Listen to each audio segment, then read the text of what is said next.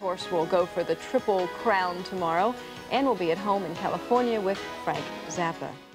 Zappa has been an outspoken opponent of censoring rock and roll lyrics, as well as one of rock's most creative innovators. Very few rock musicians have been as controversial as Frank Zappa. Even the name he's given his children have raised a few eyebrows. But there is no controversy about his talent or about his role as a rock and roll innovator. So today we will be at home with Frank Zappa. Frank, how are you this morning?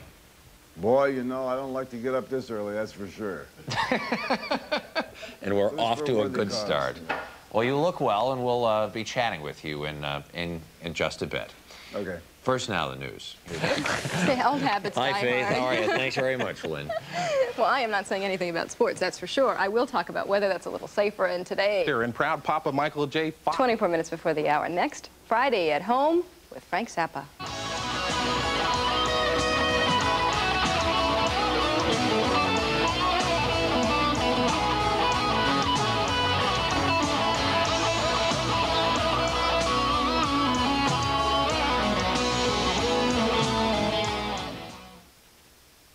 Home with someone special, and this morning we go to the Hollywood Hills and the home of a man who once said, "I never set out to be weird, it was always other people who called me weird."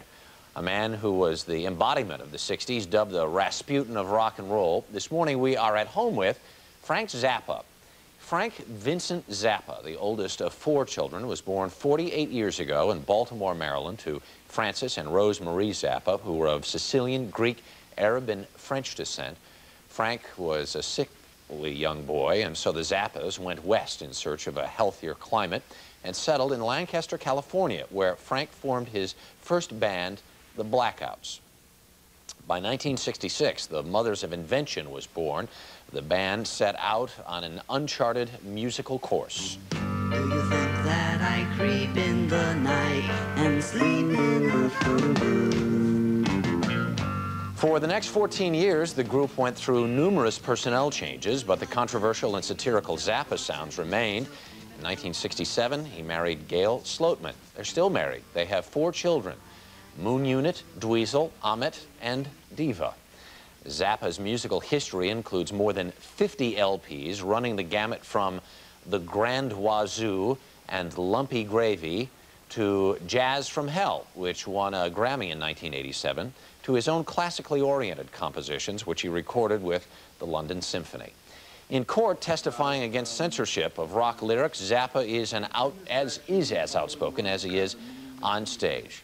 After 4 years away from the stage, Zappa completed a world tour in 1988 for his newest release, Broadway the Hard Way. And just out is The Real Frank Zappa book for the benefit of those who might have misunderstood the Zappa mind. And right now, Frank Zappa, mind and body, is in his home in the Hollywood Hills, where we join him this morning. Morning, Frank. Morning.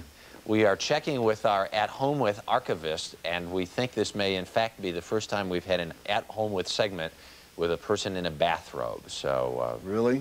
Yeah. You know what time it is here? You want to see me in a suit and tie at this hour of the morning? What part of your house are we in right now? We're sitting in the basement. And is it somebody has suggested this is your video room? Well, there's video equipment in here. I review tapes in here. There's a bunch of videotapes around the room. And usually I do all the interviews in this room. Yeah. What do you watch? Do you watch TV ever?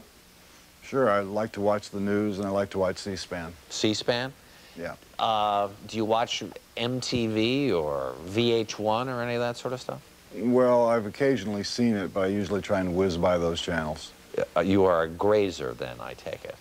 Actually, I'm a pole vaulter when it comes to those ones. I need to ask you a little bit about some of the stuff that's in the room. Behind you, there are some license plates, which I guess is an ironic thing to have up on the wall, in that I don't think... When was the last time you had a regular driver's license? 1967. I don't drive. You don't? These are gifts that fans have sent to me. And this is only a few of them. You know, I'm a little bit lax in putting the stuff up on the wall. Why'd you write this book? Because Aunt Patty said it would be really easy. Was it? No. And so what was it like to do it then? Well, the part, see, when she told me it was going to be easy, Peter Grosso was going to do these interviews, and, you know, I just talk into a tape recorder, and then he was going to go away, and I would have a book. But after the tapes were transcribed and I saw the way it looked, it just didn't sound like me on paper, so I went into a little room with a word processor, and 3 months later I had rewritten the book. Is this sort of the truth about Frank Zappa? I mean, is this as kind of an attempt to demythologize, take the myth out of yourself? Taking the myth out of myself. No, I've tried to take the myth out of myself regularly over the last 25 years, but the real reason for doing the book is not the biographical stuff in the front, it's the little essays in the back. Well, as I look around the room behind you there's a huge caricature, and it says something, Honker Home Video. What's that? That's another one of our little cottage industries that we operate out of the house and out of a warehouse in the San Fernando Valley. You are really quite an entrepreneur. I guess if people think of you in terms of being out of the mainstream, you really are in the mainstream in a lot of ways, in the way you sort of conduct your business. Well, I think it's mainstream and maybe even trendy today to be entrepreneurial. It's something else to stick with it and manage to earn a living from it, and that's one of the interesting things about my career, is that doing things which are a little bit off the wall, I've managed to earn a living. Is it important to you to have control of all of that stuff yourself? Sure, because who else is going to take care of it? Nobody else would care about it. Can you get records made in this day and age? Can Frank Zappa could Frank Zappa make a record for a big commercial record company and get it promoted? Well, that's just a matter of cash and payoffs, actually. But you know, I can make any kind of record that I want. I have my own record company, and then that company is distributed through Capitol. But the deal that I have with them involves no promotion. They don't do anything but press it and ship it out and then collect from the retailers. Yeah. You got a Grammy for Jazz from Hell. Does that mean anything extra to you? Well, I think that it's a living proof that the whole process is a fraud. This is a little plastic joke, the Grammy itself. I got it for a song called Jazz from Hell, which I'm convinced nobody has ever heard. And I don't know why they gave me a Grammy for this song. It was the most obscure track on a CD called Jazz from Hell.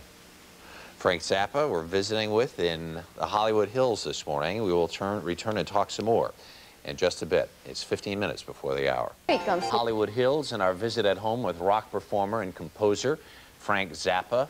We're in a different part of the house. Looks like you've got an entire studio set up there. That's right. I'll just walk over here. Yeah, well, let's look around a little bit.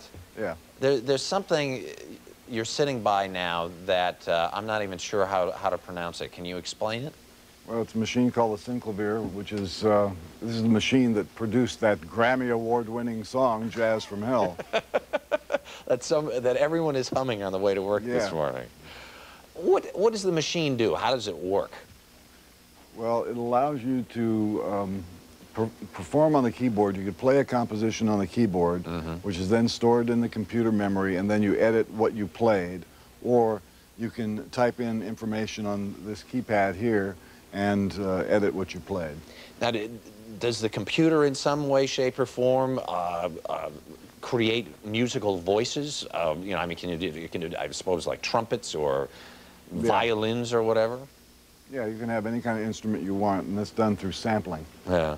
Do you think a Beethoven or a Brahms or a Mozart would compose this way if they had access to this kind of machinery? Well, if they didn't, they'd be missing out. It's a great machine, and it allows you to do a lot of work fast. Yeah. It's like a word processor for music.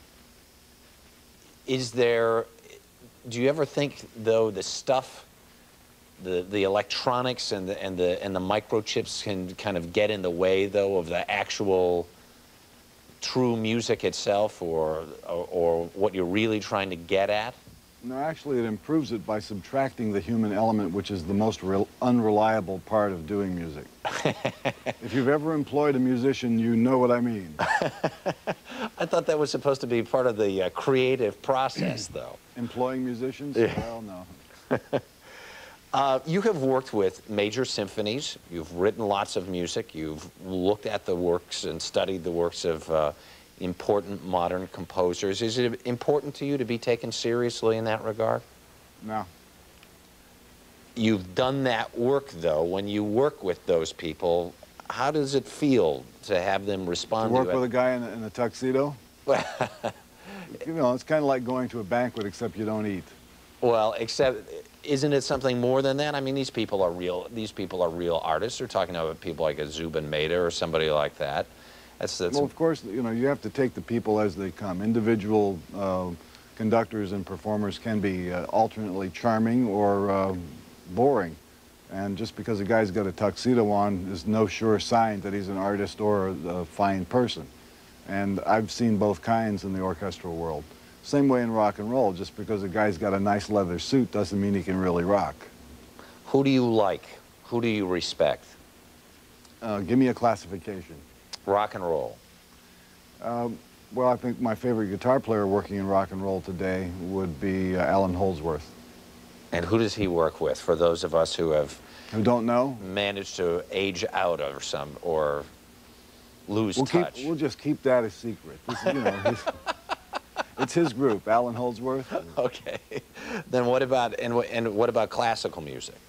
In classical music, my favorite composers are Stravinsky, Webern, Bartók, guys like that. Yeah. Are there any people, have you ever heard music like the minimalists, who like Philip Glass? Are you in touch with that sort of stuff? I've never heard a piece by Philip Glass, but in general, I don't like minimalist music. What do you listen to around the house?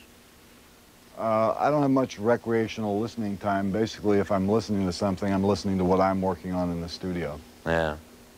You have 4 kids. We see your son sometimes on TV. Are you a good dad?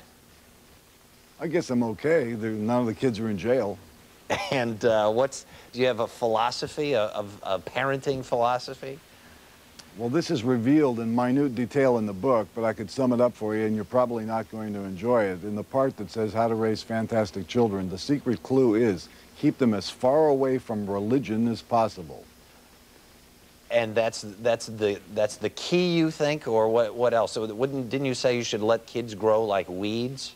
Yeah, let them grow like weeds, but keep them away from a church. Let me make this very clear. What is it? Choosing a religion is important, okay? Right. And this is not something that should be inflicted on a child from birth. And I think that if you let a child choose which way he wants to go, which religion or no religion or whatever he wants to do, that decision should be made by the child at the point where the child has enough data to make that decision. Do you think, do you want your kids to grow up to be musicians? If they want to. I think my daughter, the youngest daughter, is probably going to be more interested in mathematics. Frank Zappa, thanks so much for letting us come into your home and visit with you this morning. Okay, Harry, see ya. Take care.